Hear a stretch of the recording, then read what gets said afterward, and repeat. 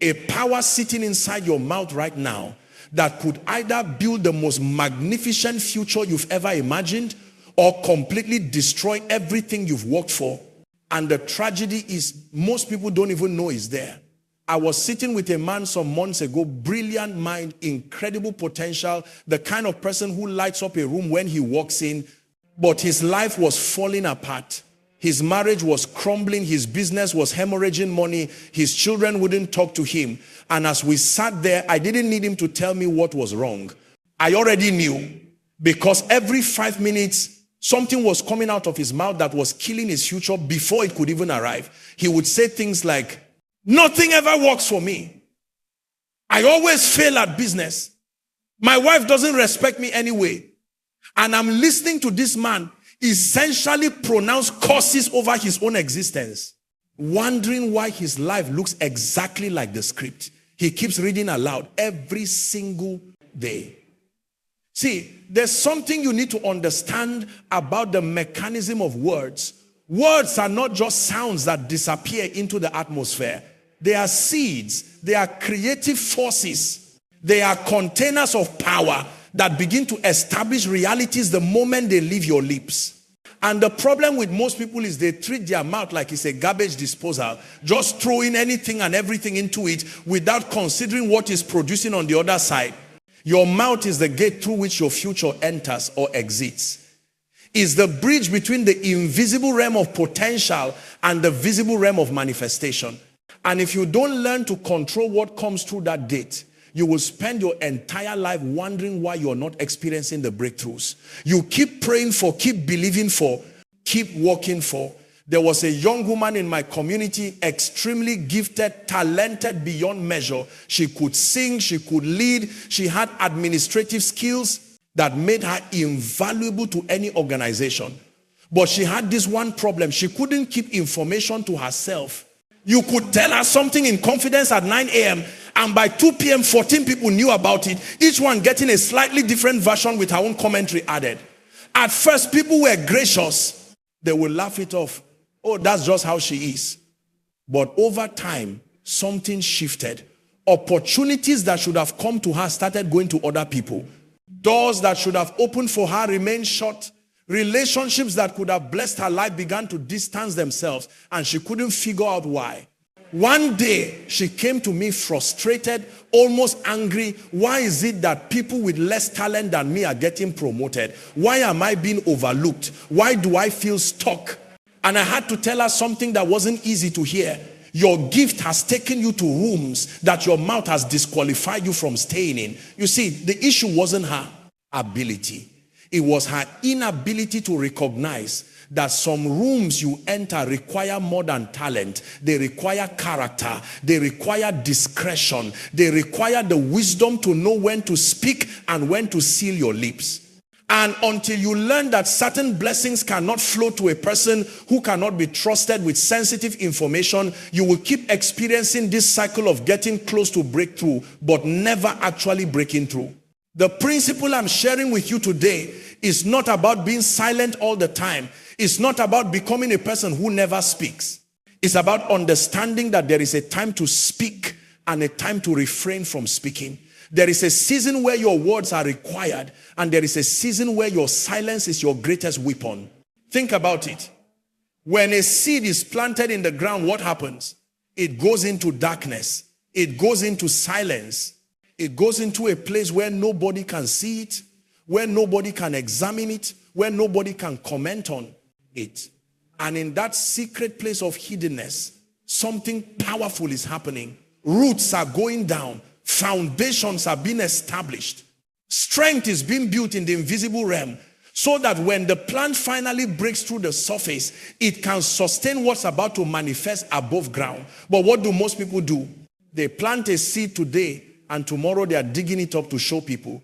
Look what I planted. Let me tell you my plans. Let me explain my vision. Let me broadcast my intentions. And they wonder why nothing ever grows in their life. You cannot bring to maturity what you keep exposing prematurely. There are dreams inside you that are too precious to be shared with just anybody. There are plans in your heart that are too valuable to be discussed with people who don't have the capacity to protect them. There are visions that have been downloaded into your spirit that if you speak them too soon to the wrong people, will be aborted before they ever come to term. I know a businessman who had a revolutionary idea. We're talking about something that could have transformed an entire industry. And he was so excited about it, so passionate about it, that he started telling everyone. He told his friends at the coffee shop, he told his colleagues at work, he told people at social gatherings, and every time he told the story, he was giving away pieces of the blueprint without even realizing it. 6 months later, someone else launched the exact same concept. Someone who had been in one of those rooms where he was freely sharing his vision. Someone who had the resources to move faster than he did.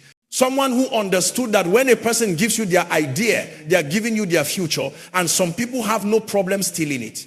That man came to me devastated. How did this happen? That was my idea. That was my concept. And I said to him, you gave it away. Not intentionally, not maliciously, but you gave it away by not understanding that some things are meant to be protected in silence until they are strong enough to withstand public scrutiny.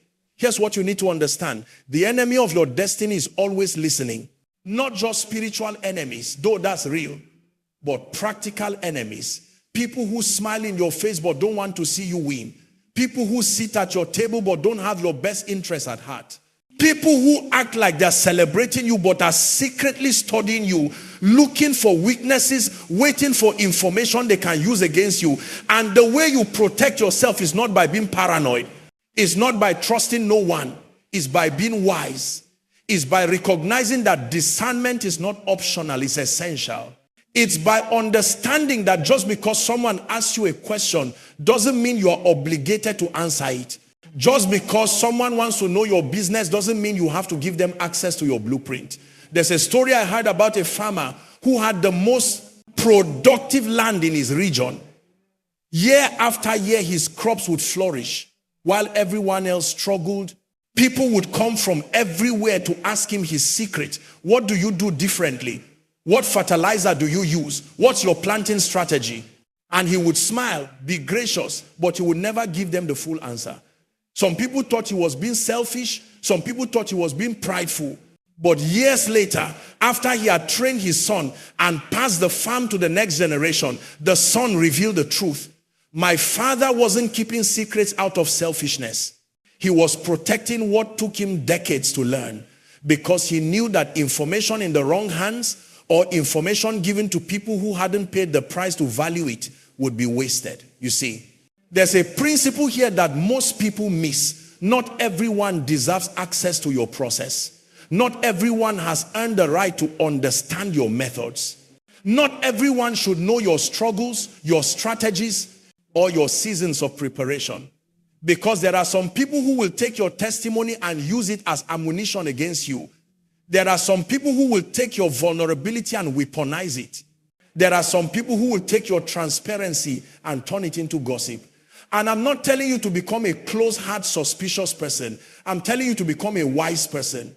I'm telling you to understand that your words are currency, and you don't throw currency around carelessly. You invest it strategically where it will produce returns. When you look at nature, you see this principle everywhere. The most valuable treasures are hidden. Gold is buried deep in the earth. Diamonds are formed under intense pressure in places no one can see. Pearls are created inside oysters, hidden from view, protected by shells. The most precious things are never displayed carelessly. They are guarded, they are protected, they are kept in environments that honor their value. Your dreams are treasures. Your visions are pearls. Your future is a diamond being formed right now under the pressure you're experiencing. And if you don't learn to guard it, to protect it, to zip your mouth when necessary, you will expose what should be covered and you will lose what could have been yours. There was a young man who was being trained for leadership. Brilliant mind, pure heart, incredible potential. But he had this habit of repeating everything he had in leadership meetings. If the leaders discussed a sensitive situation, he would go tell his friends. If they talked about financial challenges, he would broadcast it. If they shared strategic plans, he would leak them. The leaders didn't stop trusting him immediately. They gave him chances. They corrected him gently. They explained the importance of confidentiality, but he couldn't seem to help himself. It was like he got validation from being the person who knew things, who had inside information, who could make other people feel included by sharing what he should have kept private. Eventually, they had no choice but to remove him from the inner circle. Not because they didn't love him, not because they didn't see his potential, but because they couldn't risk the damage his uncontrolled mouth could cause. And the tragedy is that young man lost years of development, years of mentorship, years of preparation because he couldn't master the simple discipline of keeping his mouth closed when necessary. Your mouth can disqualify you from opportunities your talent has qualified you for. Your words can close doors your hard work has opened. Your inability to control what you say can destroy relationships your character should have preserved. And here's the thing that makes it even more serious. Words don't just affect you, they affect generations. The things you speak over your children, the things you say about your marriage, the things you declare about your future, they are not just evaporating into thin air. They are creating atmospheres. They are establishing patterns. They are setting trajectories that can either bless or curse everything connected to you. I know a father who spent years complaining about money in front of his children. We can't afford that. We'll never have enough. Money doesn't grow on trees. He thought he was teaching them to be responsible, to be realistic. But what he was actually doing was programming poverty into their consciousness. He was speaking limitation over their potential. He was creating a ceiling over their lives with his words. Years later, even though those children grew up, got education, had opportunities, they kept hitting this invisible barrier when it came to finances. They would get to a certain level and then sabotage themselves. They would have opportunities for increase and then make decisions that kept them limited.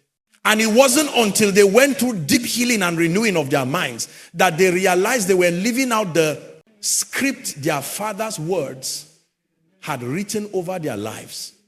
This is why you cannot be careless with your mouth. This is why you cannot just say whatever you feel like saying in the moment. Because words create worlds. Words establish realities. Words build futures or demolish them. And once they leave your mouth, you cannot take them back. You can apologize for them. You can try to correct them. But they've already done their work. They've already released their power into the atmosphere. There's something else I need you to understand about the power of silence. It's not just about protecting what you have. It's about creating space for what's coming. See, when your mouth is always full of words, there's no room for wisdom to enter. When you're constantly talking, you're not listening. And some of the most important instructions for your next season will never reach you because you're too busy broadcasting your current frustration. I remember sitting in a meeting once where a very successful entrepreneur was sharing insights that could have changed lives. The room was full of young, ambitious people, all claiming they wanted to learn, all saying they were desperate for breakthrough. But there was one guy in that room who couldn't stop talking. Every time the entrepreneur would pause to breathe, this young man would jump in with his own stories, his own opinions, his own theories about business. After about 30 minutes of this, the entrepreneur did something I'll never forget. He stopped mid-sentence, looked directly at this young man and said, "You came here saying you wanted to learn from me, but you've spent the last half hour trying to impress me with what you already know." And the tragedy is, the answer to the problem you told me about when you walked in here was in the sentence I was about to say before you interrupted me. But now, I'm not going to say it. Because I've learned that people who can't be quiet long enough to receive wisdom are ready for the wisdom they're asking for. The room went silent. The young man was embarrassed, but more than that, he was awakened. Because in that moment, he realized that his need to talk, his need to be heard, his need to prove himself was costing him the very thing he claimed he wanted. How many answers have you missed because you were too busy talking?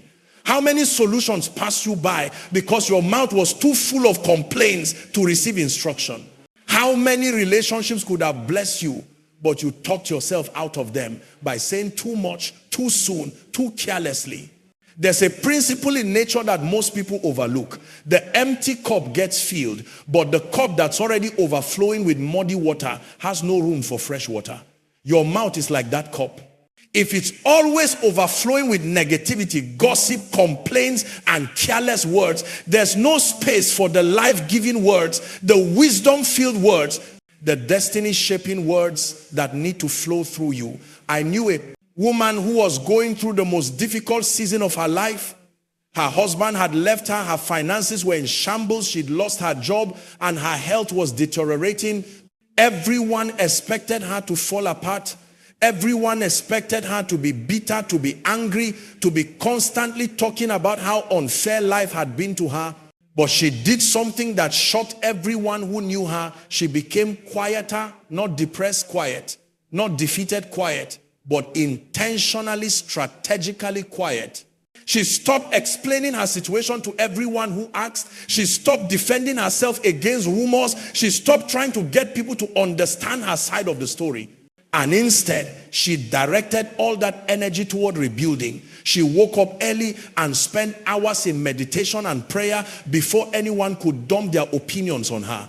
She read books that fed her mind with possibilities instead of entertaining conversations that fed her soul with poison.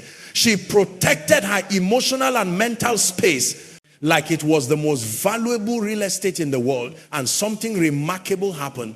Within 2 years, everything had turned around. New job better than the old one. Finances restored with more wisdom than before. Health recovered stronger than she'd been in years. New relationships healthier than she'd ever experienced. And when people asked her how she did it, she said something profound.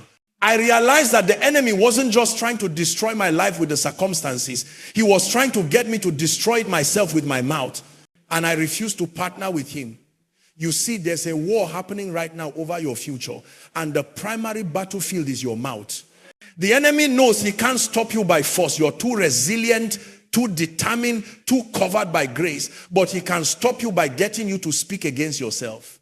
He can stop you by getting you to confess defeat when victory is just around the corner.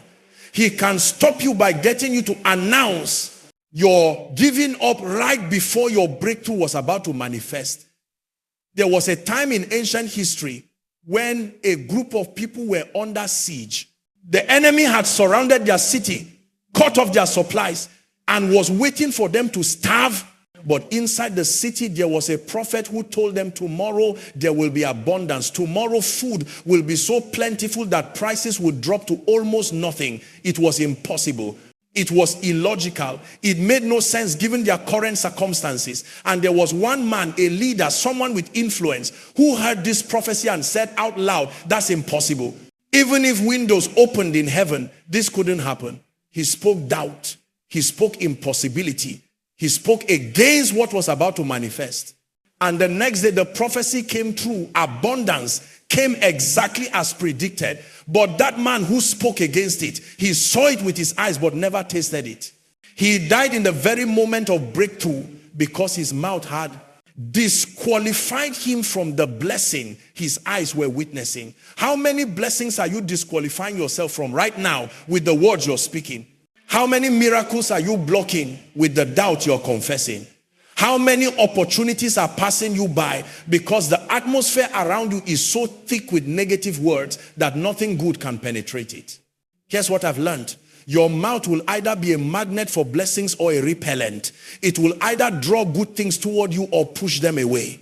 And the difference is not in your circumstances, it's in your discipline. It's in your ability to control what comes out, even when you're hurting, even when you're frustrated, even when you have every right to complain. I watched a man build an entire empire on this principle. When he first started his business, everything that could go wrong did go wrong. Equipment broke down, partners betrayed him, loans fell through, suppliers failed to deliver, and people who knew what he was going through would ask him, how's business? Expecting him to unload, to vent, to share his struggles. But he would always say the same thing. It's coming together. Things are working out. Not in denial, not in foolishness, but in faith, in strategy, in understanding that his words were creating the path his future would walk on. And when people would press him, would try to get him to open up about the difficulties, he would smile and say, I'm not trying to hide anything. I'm trying to build something. And I've learned that some conversations are construction and some conversations are demolition. And I'm choosing to only participate in conversations that build. That business today employs over 300 people. It generates millions in revenue. It's blessed countless families and communities. And when people ask him the secret to his success, he tells them, I learned to zip my mouth when negativity wanted to flow and open my mouth when vision needed to be declared. There are 3 types of people in this world when it comes to their mouth. The first type speaks everything they feel the moment they feel it. They are like an unfiltered fountain. Whatever is in them comes out immediately. These people are always in drama, always in conflict, always dealing with the consequences of words they wish they could take back. The second type barely speaks at all. They are so afraid of saying the wrong thing that they say almost nothing. They miss opportunities because they won't speak up. They lose relationships because they won't communicate. They stay stuck because they won't ask for help or declare their vision. But there's a third type, and these are the ones who change the world. They speak with intention. They speak with timing. They speak with wisdom. They know when to declare and when to be quiet. They know when to share and when to protect. They know when to explain and when to let their results speak for themselves. And here's what separates this third type from everyone else. They've mastered the art of internal processing before external expression. They don't just blot out whatever comes to mind. They filter it. They weigh it. They ask themselves, is this true? Is this helpful? Is this necessary? Is this the right time? Is this the right person? And if the answer to any of those questions is no, they choose silence. I know a teacher who transformed an entire school district with this principle. She had inherited the most challenging classroom in the school, kids from broken homes, behavioral issues, academic struggles. Other teachers had given up on them, labeled them as hopeless cases. And in her first week, these kids did everything they could to break her, to get her to quit like the others. But she did something different. When they acted out, she didn't react with angry words. When they tested her, she didn't respond with threats. When they tried to provoke her, she remained calm and strategic with her words. She would pull a student aside privately instead of correcting them publicly. She would speak life over them instead of speaking labels. She would declare potential instead of highlighting problems. The other teachers thought she was naive, thought she was too soft, thought she failed like everyone else. But by the end of that year, her classroom had the highest improvement scores in the entire district. Students who were considered unteachable were now thriving. Parents who had lost hope were now engaged. And when asked how she did it, she said, I realized that these children had heard enough negative words in their lives.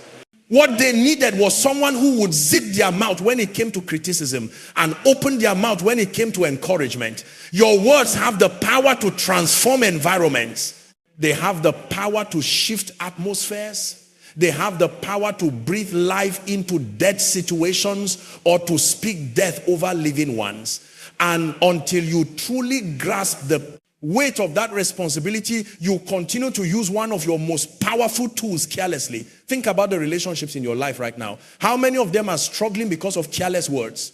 How many of them could be healed if you would just apologize for things you said in anger? How many of them could deepen if you would speak appreciation instead of criticism? How many of them could flourish if you would choose to focus on what's right instead of constantly pointing out what's wrong? There was a couple I counseled who had been married for 15 years. They loved each other. They were committed to each other, but their marriage fell dead. And as I listened to them talk, I realized the problem, every conversation was negative. Every interaction was critical. They had fallen into a pattern where they only opened their mouths to complain, to correct, to criticize. I gave them an assignment. For 30 days, they could not say anything negative to each other. If they couldn't say something positive, helpful, or encouraging, they had to remain silent.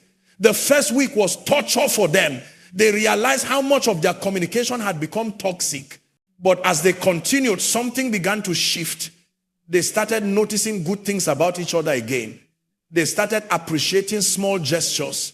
They started remembering why they fell in love in the first place. By the end of those 30 days, it wasn't just their words that had changed. It was their entire relationship. And they told me we had no idea how much damage we were doing with our mouths. We thought we were just being honest, just expressing frustration. But we were actually killing our marriage, one word at a time. So let me ask you, what are you killing with your words right now? What dream are you aborting every time you say it's impossible? What relationship are you destroying every time you speak harsh criticism? What opportunity are you blocking every time you confess defeat? What future are you sabotaging every time you speak lack instead of abundance? The principle of zipping your mouth is not about suppression. It's about strategy. It's not about being fake. It's about being wise. It's not about hiding who you are. It's about protecting what you're becoming. Because there's a version of you that's been formed right now. A version that's stronger, wiser, more anointed, more equipped. And that version needs you to protect it with your silence until it's fully developed. When a baby is in the womb, it's protected, it's hidden. It's developing in an environment that shields it from harm. And when it's born prematurely, it struggles. It needs extra care, extra protection, extra intervention just to survive. The same is true with the dreams and visions inside you. They need time to develop. They need seasons of hiddenness. They need the protection of your silence until they are strong enough to withstand the criticism, the doubt, the negativity of people who don't understand them. So here's what I want you to do. Starting today, become intentional about your words.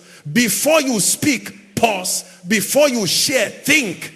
Before you confess, consider. Ask yourself, is what I'm about to say building my future or destroying it? Is it opening doors or closing them? Is it planting seeds of life or seeds of death? And when you're tempted to complain, choose gratitude instead. When you're tempted to gossip, choose silence instead. When you're tempted to criticize, choose encouragement instead. When you're tempted to speak doubt, choose faith instead. Because every word is a choice, and every choice is shaping your destiny. Your mouth is the most powerful tool you possess. More powerful than your education, more powerful than your connections, more powerful than your resources, because your mouth has the ability to create the world you're going to live in. And the question is not whether you use it every single day. The question is, will you use it wisely? Zip your mouth when negativity wants to flow. Zip your mouth when gossip wants to spread. Zip your mouth when doubt wants to speak. Zip your mouth when impatience wants to complain. And open your mouth when vision needs to be declared. Open your mouth when life needs to be spoken. Open your mouth when encouragement needs to be shared. Open your mouth when wisdom needs to be released. The future you've been praying for, working for, believing for is not just in your hands, it's in your mouth. And the moment you master your words is the moment everything begins to shift. This is not theory. This is not philosophy. This is a practical, powerful principle that will transform your life if you apply it. So go ahead, make the decision right now. Your mouth will no longer be a weapon against your own future. It will be an instrument of creation, of blessing, of life. And watch what happens when you finally learn the power of zipping your mouth and opening it with intention, with wisdom, with purpose. Your breakthrough is not being delayed by your circumstances. It's being delayed by your confession. Change your words and you change your word. It's time to zip your mouth and unleash your future.